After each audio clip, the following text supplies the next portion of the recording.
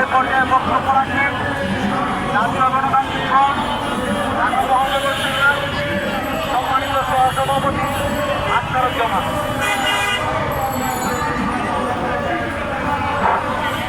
সংগ্রামী বন্ধুগণ, ইতিমধ্যে আপনারা শুনেছেন জাতীয় গণতান্ত্রিক ফ্রন্টের উদ্যোগে আজকের এই সমাবেশের উদ্দেশ্য সম্পর্কে আমরা ব্যানারে উল্লেখ করেছি। বর্তমান সময়ে একটি জ্বলন্ত দাবি হচ্ছে শ্রমিকদের বোনাস। সেই বোনাস 21 তারিখের মধ্যে শ্রমিকদেরকে পরিশোধ করার কথা সরকারের শ্রমমন্ত্রী বলেছে। সকল শিল্পের শ্রমিকরা 21 তারিখের মধ্যে বোনাস পাবে। আমরা গতকাল রাত্রে পর্যন্ত জানলাম গাজীপুরে শ্রমিক বোনাস অবরোধ করতেছে। এখনো 2% গার্মেন্টস শ্রমিক বোনাস পায় নাই।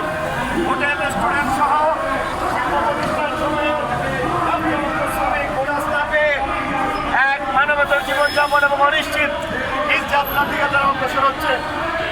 আর এই বোনাস করে সরকারের গাল বরাবরই সরকার নানা রকম কথা বলে, যে কথা কাগজে করতে থাকে বাস্তবে তার বাস্তবায়ন নাই। আমরা বলবো আগামী 72 ঘন্টার মধ্যে সকল শ্রমিকদেরকে বোনাস পরিশোধের ব্যবস্থা গ্রহণ করবেন, চলতি মাসের মজুরি দেওয়ার ব্যবস্থা করবেন। অন্যথায় সরকার বাহাদুর শ্রমিকদেরকে একজন দুজন ভাববেন না। বাংলাদেশের শ্রমজীবী রয়েছে প্রায় 8 কোটি। এই শ্রমজীবী মানুষ যদি রুখে দাঁড়ায় আপনার ক্ষমতার বস্তর কেঁপে উঠবে। আমি জানাবো অচিরে এই জাতীয় ন্যূনতম মজুরি 30,000 টাকা ঘোষণা সহ শ্রমিকদের গেজেট সময় বাস্তবায়নের জন্য উদ্যোগ নেবেন।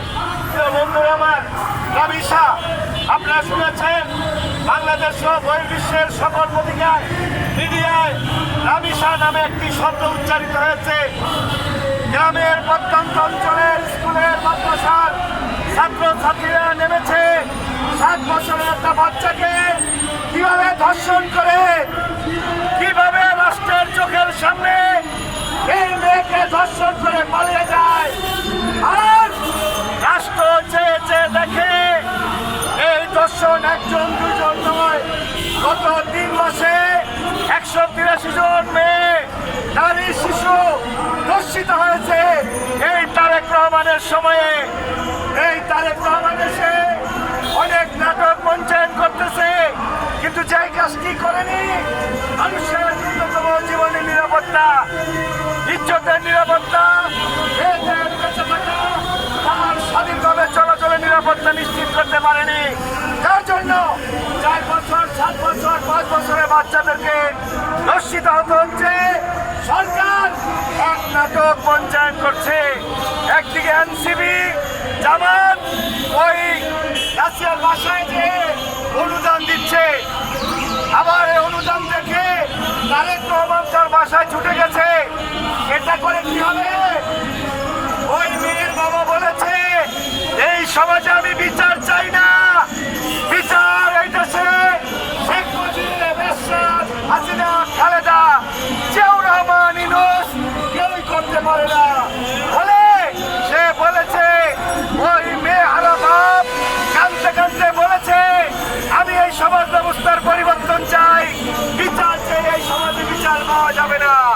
বন্ধুরা আমার, সাধারণ মানুষের অভিমত হচ্ছে এটা। মেয়ে হারা বাপের অনুভূতি হচ্ছে বিচার পাবেন এই সমাজে। বিচার হয় না। যারা উপরতলার লোক, ধন সম্পদের মালিক, মন্ত্রী এমপি, আমলা, সমাজের কোটিপতিরা, তারা বিচার হাইজ্যাক করে তাদের পক্ষে যায়। এক বসুন্ধরার নামে এসালাম গ্রুপ জন্ম নেয়, অন্য প্রতিষ্ঠান জন্ম নেয়। সেখানে সালমান এফ রহমান জেলখানা আছে, আরো হাজারো সালমান এফ রহমান বাইরে আছে, যারা তারেক রহমানকে তোষামত করে আবার ক্ষমতাশালী হবে, মানুষকে লুটপাট করবে, ধন সম্পদ লুটপাট করবে।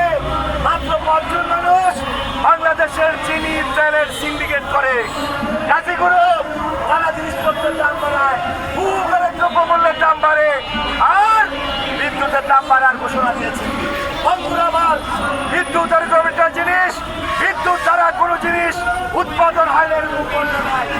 বিদ্যুতের কারণে কৃষক কৃষি ফসল ফলায়, বিদ্যুতের কারণে শ্রমিক কলে কারখানায় কাজ করে, শিল্প সমৃদ্ধ হয়।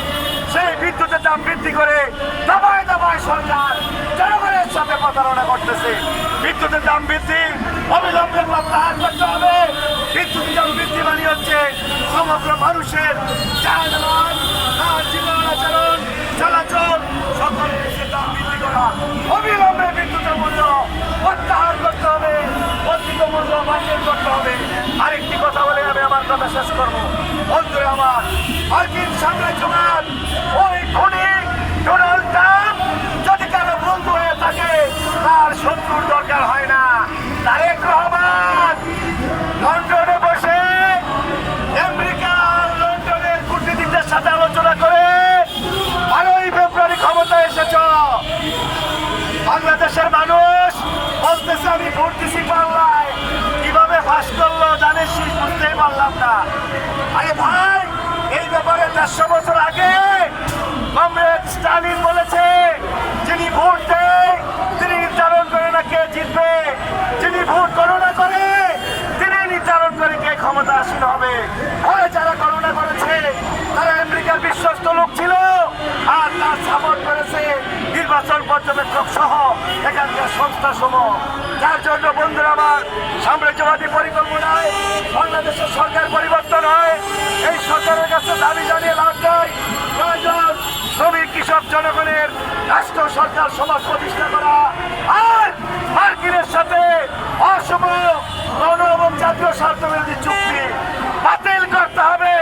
ওই ইনুস সরকার এখানে নির্বাচনের 3 দিন আগে এক চুক্তি করে গিয়েছে, বাণিজ্য চুক্তি।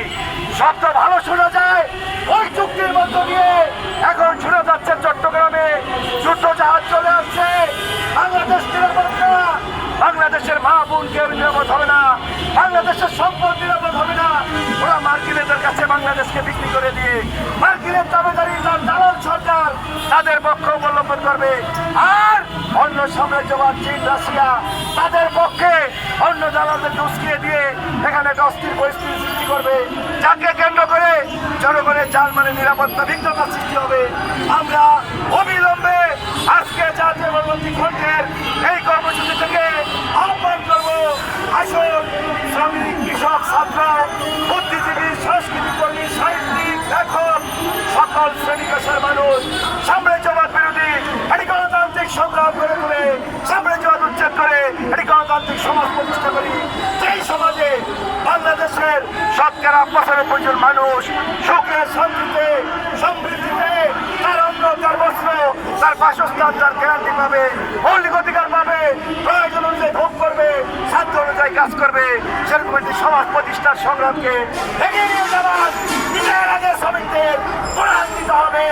ওই খুনি শ্রমিক যিনি নারী দর্শন করছে তাকে গ্রেপ্তার করে সর্বোচ্চ সাজার ব্যবস্থা করতে হবে। সমাজ দেহে অসম অন্যায় অনিয়মের বিরুদ্ধে রুখে দাঁড়িয়ে সমাজ ব্যবস্থার পরিবর্তনের সংগ্রাম সাধিত করবেন। এই কথা বলে আজকের এই সমাবেশের কাজ এখানে শুরু করছি। এখন মিছিল নিয়ে আমরা পল্টন করে যাবো, ওখানে আমাদের কর্মসূচি শেষ হবে।